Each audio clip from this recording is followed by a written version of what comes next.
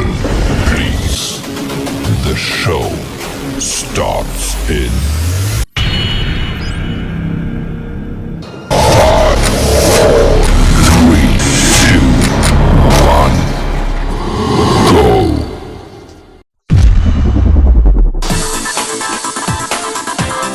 Good morning, my dear students. Welcome to our virtual class for today.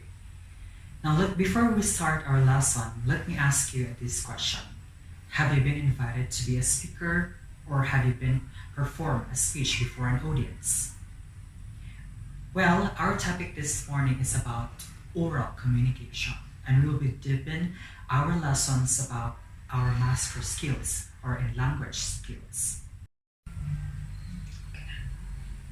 Okay, so before that, let me ask you this question again. What is language? Everything that we have comes from language. Without language, we are no longer existing because language serves as a backbone of our living. Now, there is one person who describes language. According to Webster, language as expression and communication of emotions or ideas between human beings by means of speech, hearing, that is systematized and confirmed by usage among given people over a period of time. Now, as he said, language has two functions. First, we have to express how one feels, or it simply pertains to our emotions. Second is to express how one thinks, or it also pertains to our ideas. Now, these two functions of language involves when we communicate. Now, to express how one feels, so how would we be able to know if that person is mad or happy? The way he communicates, if there's no emotion. It also oversees or views through our physical expressions and gestures. To express how one thinks, it pertains to our ideas. The things that or the words comes from our mouth, comes from our brain. Next is we have the same person, Webster, defined language into two important factors. First is language involves into speaking. Second, involves into listening. So when we say speaking, it pertains to speech. When we say listening, it pertains to our hearing. So speaking simply describes to our communication skills, our skills to communicate. Then listening, it also involves our listening skill. Now, he also emphasized that language is systematized. Okay, so what is systematized? This means that language has grammar that follows certain rules and system, which is true. So say for example in English language, we are following the subject-verb agreement, enable for us to come up with universal grammar, to be able to understand with our communicators from sender to receiver. Even our own dialect, we have also followed certain rules and systems. Next, he also mentioned earlier that language is a period of time. Now, when we say period of time, this can be interpreted as language changes as we go through the time. So, which is actually correct because there are some words are no longer existed this 21st century, but there are also additional or new form words that we are using, especially jargons, colloquialisms, and those certain professionals in their profession. Then, according to him, language is immeasurable. So when we say immeasurable, we can say that we cannot measure how language form or how language affects our lives. Language is also has its boundaries and with no vast exchange. So when you say vast means it's large. Okay, so we cannot identify how great the language is when it comes to our daily lives as we communicate to our friends, to our family, or even to our work or schools. Then language is range is limitless. Okay, so there's no limit at all. Language creates even the hardest inventions. Okay, so since the beginning, creators used language for them to communicate and to survive. And up until now, language plays an integral role in our ever-changing, fast-paced life. Yes. So before we were colonized by those colonizers, especially Spaniards, our ancestors or our Filipino people before just only used language to communicate or for the means of survival. Say, for example, if they happen to look for their foods, of course, they have to communicate with with a member of the family, or it could be their neighbors, especially that the use or way of living during their times was barter. In olden times, language merely used for survival. That's what I have said earlier. Now, language function as one important medium of change and innovation. Yes, without language, we cannot see how our world transforms, especially when it comes to technology. The phones that we're using right now, computers, our vehicles, our buildings, infrastructures, and other way, especially transportation. Without language, it wouldn't be existed, because how our engineers, professionals be able to come up with those innovations without language, and able for them to communicate from one another. So language again serves as a backbone of our way of living. Now, according to structuralists, they define language as it follows a system. Okay, so as what I have said earlier, that language follows systems, which with, say for example, the grammar, the construction, the right procedure of writing. So that means we just cannot mix letters to form words. So you cannot say X, Y, Z, M. So what particular word we form out from those letters. So of course there is system that we need to follow. So we were taught to particular letters, how they pronounce it, and how they write it for us to know, especially if we are going to apply this one in speaking or in writing. So say for example, when we talk about grammar, so we cannot say that she are pretty. Okay, so it could be an erroneous if we say she are pretty. In fact, she serves as the singular form of the verb. So we have to use the verb, the helping verb is. Next is language as arbitrary. So when we say arbitrary, this is constantly goes through series of innovations, developments, and changes. So language is not constant. Okay, so it would also go through our developments, innovations. So if you happen to, as what I have said earlier, that there are words are no longer existing or used to the present times. So example for some example of the words that are no longer existent are thee, thou, amongst, thy, and there are still many. However, despite of removing those words, there are no emerged words that we use, especially those jargons used by certain group of professionals. Then, according also to cognitivists, they believe that language is mental phenomenon. So we happen to apply the LAD, or the language acquisition device, which part of our brain is used. Language is not learned but acquired. So that's what they believe in. Okay, so learning is voluntary, but acquiring is involuntary. So we choose to learn, but we have no choice but to acquire. So say, for example, learning is voluntary.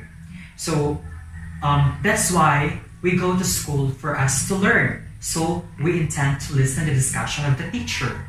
So that's voluntary. When we say acquiring is involuntary, that means it's not actually necessary for us to acquire, to learn, but we involuntarily need for us to learn.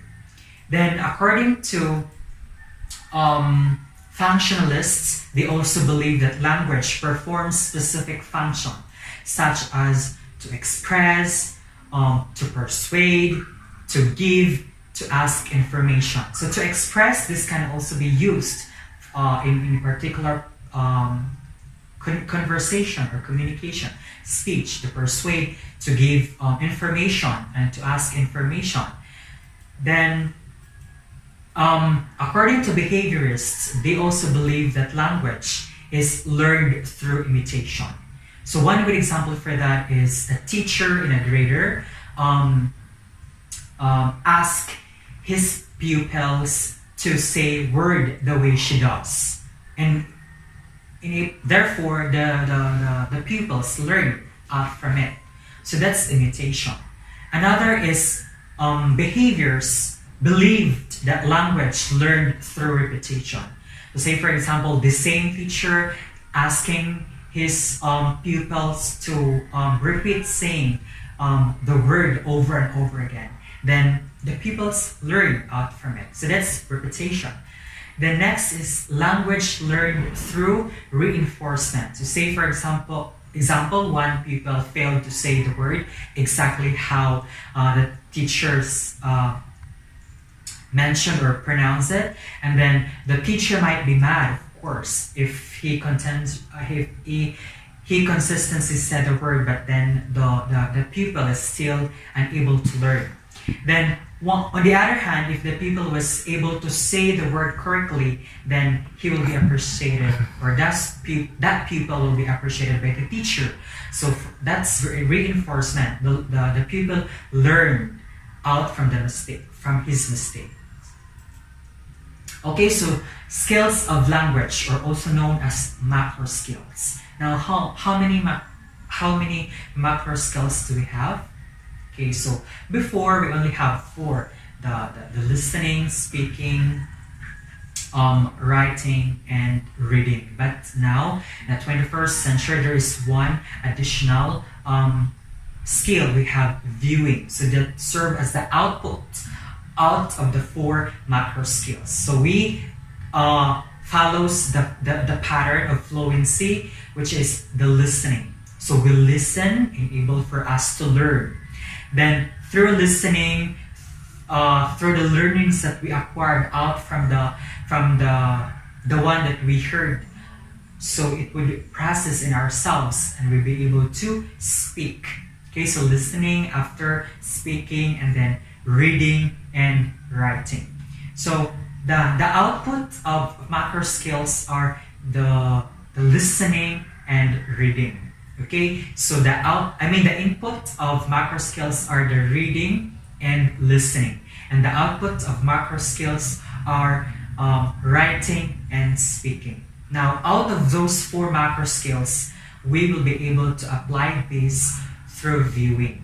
Okay, so through viewing, we can what? We can listen, we can write, we can speak, and we can what? Read. Alright, so let's talk first listening, one of the macro skills. So when we say listening, is the ability to accurately receive and interpret message through communication process. So there are 3 methods of listening. We have competitive, passive, and active listening. But before that, let me ask you this question. What is the difference between listening and hearing? Do they have the same meaning? Alright, so probably most of us would say that they are just the same. But the truth is not. When we say listening, that means what? Voluntary. Okay, so means we choose what we listen to. Okay, listening is voluntary. We choose what we listen to. Say for example, I am here discussing a lesson, then you are listening to me. So you are enabled for you to learn the discussion I have here. So you have to listen. You attentively listen to my discussion. Okay, so enable for you to come up with the discussion. Now when you say hearing, it's just the ability. Okay, so the ability, it's involuntary. So we have the ability to hear. Okay, so say for example, the noise that create out from the animals, or it could also be the nature. Again, learning is voluntary, hearing is involuntary. Or in other words, hearing is ability, but listening is a skill. Alright, so first method of listening is we have competitive listening. So what is competitive all about? Now when we say competitive listening is done with when people want to push their own type of view or opinion rather than listening to someone else. So we mostly are waiting to jump up into conclusion. Okay, so our point out flows in what the other person is saying. So we pretend to listen. Okay, so even though the speaker is giving his lecture, but then in your mind you have contradictions, such as disagreement of the one that the speaker says. Next is passive listening. So when we say passive listening, we are not at the point of responding and being involved, but we understand the points that the speaker is trying to make. We may agree with what is being said, but we are doing so in a passive manner. So passive listening is that we agree what the speaker is delivering to us. Though we have some questions, but to the point of clarification, it's not for disagreement. Then next is we have active listening. So when we say active listening, we listen to what the other person has to say before we try to interject what we would like to share. So in this method, you recite or share back information with the speaker, showing that you are paying attention and actively involved. So active listening, that means there is interaction between you, the listener, and the speaker. So there is active listening, involvement of the listeners and the speaker. Now, second skill is the speaking. So speaking is done through vocalization of human communication. So there are also two types of speaking, can be identified or categorized into formal and informal speaking. So let's have first this formal speaking. So when we say formal, this is a style of speech used when you are speaking to someone you don't know or to whom you want to make a good impression. So this can actually be applied to someone who is delivering a speech in front of the audience. Okay, so we used formal words and proper way of gestures and expressions in delivering our speech. Now, when we say informal, it's going to be the opposite of the formal speaking, in which this can only be applicable through our friends, it could also be to our family or in school.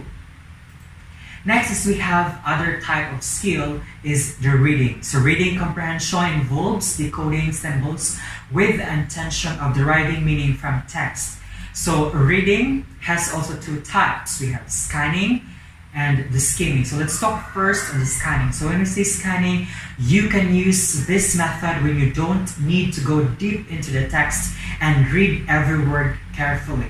So, say for example, imagine if you went to the Louvre Museum only to see the Mona Lisa. You would quickly walk through the corridors and rooms, merely glancing at the walls until you found it. Okay, so scanning, that means you are only looking for specific words. Say for example, in a story, so you're reading a story. So you would only intend to know who are the characters of the story. So you would only look for the name of the characters. Those are example of scanning. Now, skimming is an opposite method of understanding the text. So you would only come up with the conclusion of the story. What is this? The conclusion of the story. So that means that you are only internalizing through understanding out of the story given. Now, another skill of speaking is another skill that we're going to talk is writing. Now, writing is a process of using symbols to communicate thoughts and ideas. So we have here the process on how we do our writing. So we have first pre-writing. So example, this can be identify anything that you do before you write. So it could also be researching, assessing, and interviewing. Next is we have drafting. So of course, when you put your ideas into sentences and paragraphs, so you are able to draft your composition. So don't pay attention to such things as spelling of the words, as long as you're able to draft. Next is editing. So check for such things like grammar, mechanics, spelling.